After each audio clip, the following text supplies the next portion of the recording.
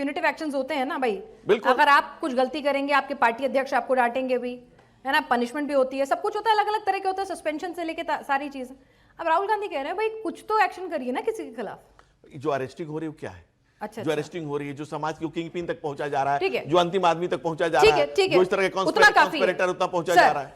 आप ही बता दीजिए कि यहाँ पर एक सवाल, एक नेचुरल, पहले क्या होता था, अगर हादसा होता है तो मंत्री नैतिक आधार पर भी, है ना, हम शास्त्री जी को भी देखा है, रेल मंत्री जब थे, नैतिक आधार पर तुरंत इस्तीफा दे दिया जाता था।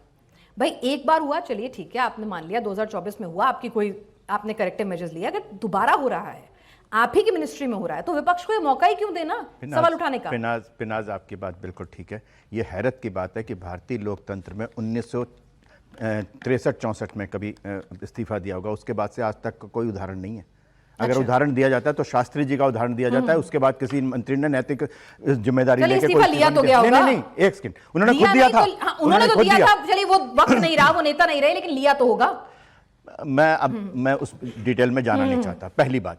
दूसरी बात, मैं सहज मानता हूं कि अगर 2024 में हुआ था, और मैं इसमें सरकार की किसी जिम्मेदारी से बचाना नहीं चाहता, सरकार तो है, लेकिन इस 24 से लेकर 26 के बीच में लगातार संसद में, संसद के बाहर या अदरवाइज कोर्ट में, क्या विपक्ष को ये नहीं थी कि लगातार वो पूछता कि क्या हो रहा है इसमें?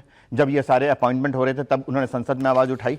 आप ये बात अगर तब से उठती, एक 10 सेकंड और लूंगा, सिर्फ 10 सेकंड और। मैं एक बात बड़ी साफ सी बताना, आप लोग भी अपने सवाल तैयार रख लीजिए कि इसमें मुझे कतई कोई दिक्कत नहीं है कि सरकार की जिम्मेदारी है और सरकार इस जिम्मेदारी से नहीं बच सकती, सरकार की जिम्मेदारी है। लेकिन जो विपक्ष कह रहा है कि सड़क पे आ जाओ अरविंद केजरीवाल जैसे लोग, वो निहायत गैर जिम्मेदार है। उन 22 लाख बच्चों से सड़क पे आने को कह रहे हैं जो डॉक्टर बनने के लिए लाखों की कोचिंग फीस दे करके। ये गलत है। ठीक है सर, आपको एक राजनीतिक विश्लेषक है आप, जरा मैं समझना चाहती हूँ आपसे कि ऐसी क्या पॉलिटिक्स है, इनकी भी बात आपने बिल्कुल वाजिब की कि आपके नेपाल जैसा आंदोलन चाहते हैं, अराजकता फैलाना चाहते हैं, उसका जवाब भी इनसे लूंगी और एलओपी की जिम्मेदारी का जवाब भी मैं लूंगी। लेकिन एक सवाल आपसे हमारी समझ के लिए बता दीजिए, ये ऐसी कौन सी राजनीतिक मजबूरी है कि भाई आप, ठीक है सिस्टम फेलियर है, सिस्टम के लोगों को तो जो गलत थे, कल्प्रिट थे, उनको पकड़ के सजा दी जाएगी, लेकिन एक होता है ना कि आप एक मैसेजिंग देते हैं, पॉलिटिकल मैसेजिंग भी होती है। आप विपक्ष को मौका ही क्यों दे रहे हैं कहने का कि भाई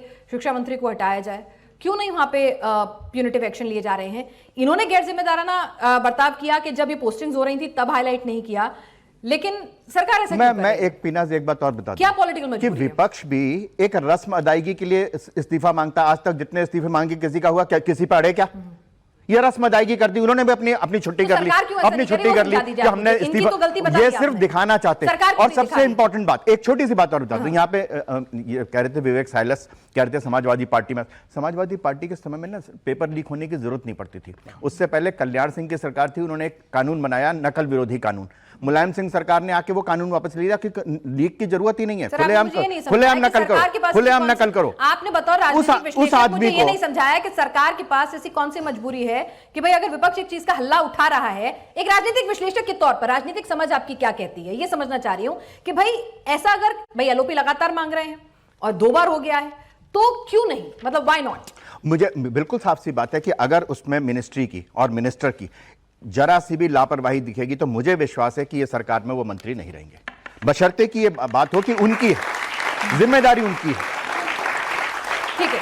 और ये जो एनटीए के जो चेयरमैन हटाए गए, फिर उनकी जो पोस्टिंग की जो पूरी कहानी है, भाई ऐसा तो है नहीं, चलिए विपक्ष तो लापरवाह था, है ना, उन्होंने अपनी जिम्मेदारी नहीं निभाई, तो सरकार ने ऐसा क्यों किया? अब सरकार में कितने स्तरों पर काम होता है, नहीं अपॉइंट किया जाना चाहिए, बिल्कुल नहीं करना चाहिए था ऐसे किसी भी व्यक्ति को जिसने अपने काम में लापरवाही बरती। ठीक है, ये जिम्मेदार था कि नहीं था, वो इन्वॉल्व था या नहीं था, लेकिन अगर वो अपनी जिम्मेदारी को ढंग से नहीं निभा सका तो उसको ऐसी किसी भी जगह पर पोस्ट नहीं किया जाना चाहिए था। एक मैसेज देने की बहुत जरूरत है, मैसेजिंग बहुत जरूरी होती है राजनीति में। ये बात बिल्कुल है कि भाई ठीक है, आपको भी पता है कि ठीक है शिक्षा मंत्री जाके कोई एग्जाम नहीं कंडक्ट करा रहे, वो एनटीए करा रहा है, और शिक्षा मंत्री ऐसा नहीं है कि एक पेपर को चेक कर रहे होते हैं, उनके पास एक बड़ा कैनवास होता है, लेकिन कहीं ना कहीं एक इमेज पोस्चरिंग होती है, मैसेजिंग होती है जो दी जाती है, और उसी को लेकर इस्तीफे मांगे दिए जाते हैं और इस्तीफे लिए जाते हैं।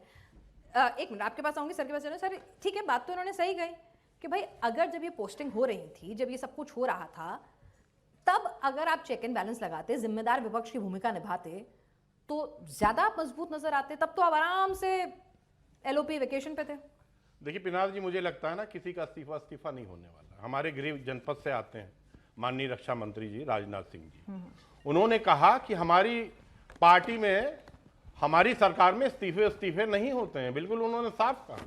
जहां भी आप देखिए कोई बड़े से बड़ा कांड हो जाए, कोई बड़े से बड़ी घटना हो जाए, रील बनाते हुए मंत्री आपको हर जगह मिल जाएंगे, लेकिन इस्तीफा और जिम्मेदारी लेते हुए कोई नहीं मिलेगा। मैं एलओपी की जिम्मेदारी की बात कर रही हूं, विपक्ष की जिम्मेदारी की बात कर रही हूं, उन्होंने भी तो नहीं निभाई। अवस्थी जी की जवाब दे रहा हूं। उन्होंने कहा कि 1963, 64, 67 के बाद किसी ने इस्तीफा नहीं दिया।